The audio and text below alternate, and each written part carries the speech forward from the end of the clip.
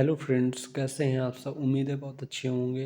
तो आज ये मेरा दूसरा वीडियो है। तो पहले वीडियो में जिस तरह से प्रीवियस ईयर पेपर का जो एनालिसिस किया गया था सन 2021 और 2022 का, तो उसी क्रम में आज कुछ इम्पोर्टेंट बुक्स हैं तो मैं उनको आपके साथ शेयर करना चाहता हूँ। क्योंकि बुक लिस्ट के बारे में तो यूट्यूब में बहुत सारे वीडियोस बने हुए हैं ऑलरेडी, लेकिन जो इम्पोर्टेंट बुक्स हैं वो तो मैंने यहाँ पे बताई है, लेकिन आपको कैसे प्रीलिम क्लियर करना है तो उस विषय पर भी मैं यहाँ पर कुछ चर्चा करना चाहूँगा आपके साथ। तो जैसा आप देख सकते हैं कि इतिहास के लिए प्राचीन भारत, मध्यकालीन भारत और आधुनिक भारत, ये तीनों मतलब इतिहास में आपको पढ़ना ही पड़ेगा। उसके बाद इसमें प्राचीन भारत के लिए आप रामशरण शर्मा, मध्यकालीन भारत के लिए सतीश चंद्र और आधुनिक भारत के लिए स्पेक्ट्रम। तो इसमें देखा ये जाता है कि जो आपके प्राचीन भारत है और आधुनिक भारत है, इससे आपके अच्छे क्वेश्चन बनते हैं। क्वेश्चन मध्यकालीन भारत से भी बनते हैं, लेकिन जो वेटेज होता है ये प्राचीन और आधुनिक का ज़्यादा होता है और आधुनिक का कुछ ज़्यादा ही होता है। इसलिए अच्छा, आधुनिक को क्यों पढ़ना चाहिए? क्योंकि आधुनिक भारत हमारे मेंस के सिलेबस में भी 1757 से लेकर के 1947 तक का है। तो जब हम आधुनिक भारत पढ़ रहे होते हैं तो हमारा प्रीलिम और मेंस दोनों कवर हो रहा होता है, तो इसको जो है ज़्यादा वेटेज देना चाहिए, ठीक है ना। तो ये तो बात हो गई इतिहास की। उसके बाद जब हम भूगोल की बात करते हैं तो भारत का भूगोल, विश्व का भूगोल और एटलस, तो ये 3 चीज़ें जो हैं मतलब हमारे पास होनी चाहिए। जो बुक है हमारे पास वो होनी चाहिए, और क्वेश्चन भी भारत के भूगोल से, विश्व के भूगोल से अच्छे खासे पूछे जाते हैं।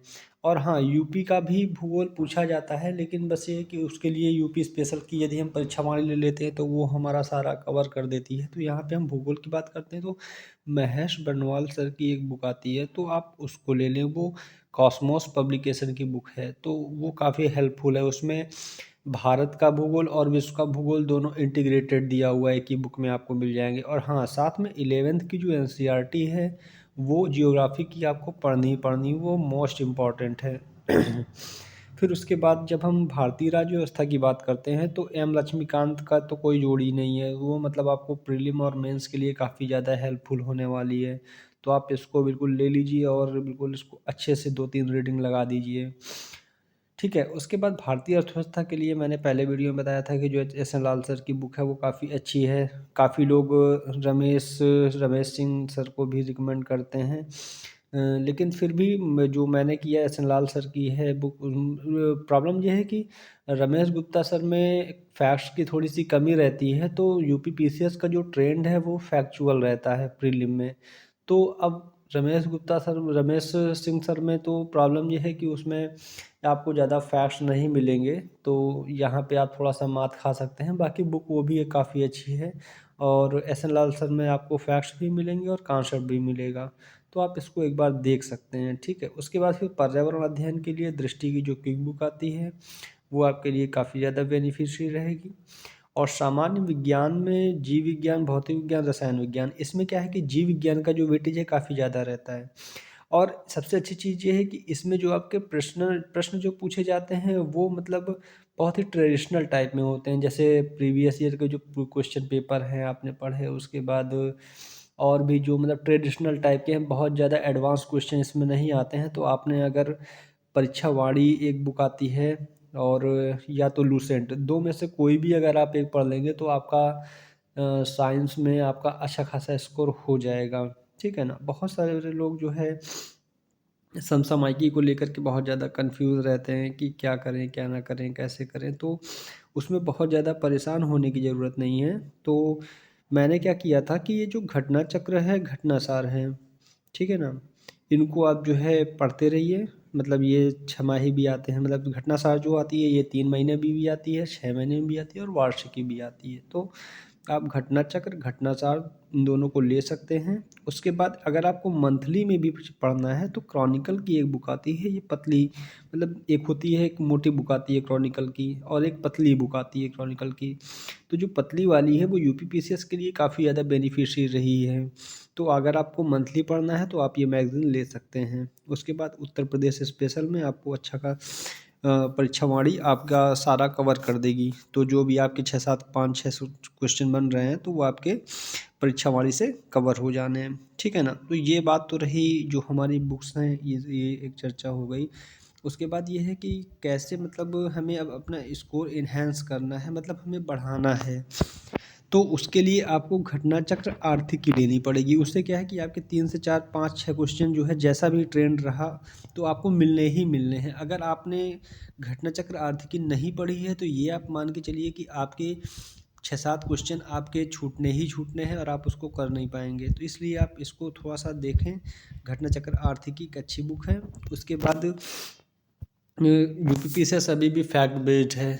मतलब 2018 के बाद ट्रेंड जो है चेंज हुआ है, थोड़ा सा फैक्ट और कॉन्सेप्चुअल दोनों हुआ है, लेकिन फिर भी कॉन्सेप्ट भी है और फैक्ट भी है। तो काफ़ी बच्चे हैं फैक्ट को लेकर के काफ़ी ज़्यादा परेशान रहते हैं कि फैक्ट्स कहाँ से तैयार किए जाएँ। तो उसके लिए मैं सजेस्ट करूँगा कि आप परीक्षा वाणी की जो सीरीज़ आती है पूरी, तो आप उसको एक बार देख लें। तो उससे क्या है कि आपके जो फैक्ट्स हैं वो नहीं छूटेंगे, ठीक है ना।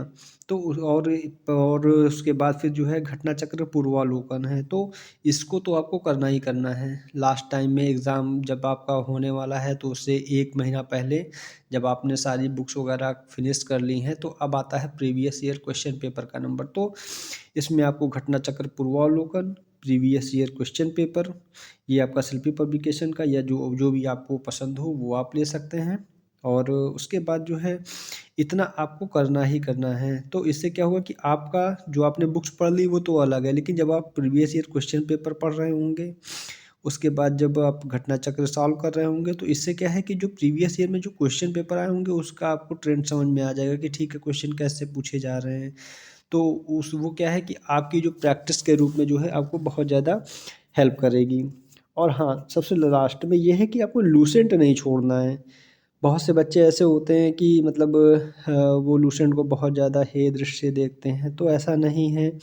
कहीं न कहीं वो हमारे लिए यूज़फुल ही है। और कम समय में अगर आपको अधिक चीज़ें चाहिए होती हैं तब आप लूसेंट के पास ही आते हैं। तो इसलिए आप लूसेंट को एक बेस बना कर के चलिए कि ठीक है लूसेंट तो हमको पढ़ना ही पढ़ना है। तो ऊपर की जो सारी बुक्स हैं वो आपकी प्रीलिम और मेंस में भी काम करेंगी, और जो लूसेंट हो गई और उसके बाद परीक्षा वाली की जो सीरीज़ हो गई, घटना चक्र पूर्वावलोकन है, शिल्पी पब्लिकेशन का प्रीवियस ईयर है, तो ये आपके क्या है कम समय में कैसे आपको तैयारी करनी है और अच्छा गेन कर सकते हैं, तो ये आपको बताएँगे। ठीक है ना? तो मुझे लग रहा है कि ये काफ़ी हेल्पफुल रहे होगा आप लोगों के लिए। और बाकी आने वाले समय में कैसे प्रीवियस ईयर क्वेश्चन पेपर हमें टैकल करने हैं, तो या आने वाला पेपर हमें कैसे टैकल करना है, तो इसके बारे में एक वीडियो में बना कर के आपको दूँगा। धन्यवाद।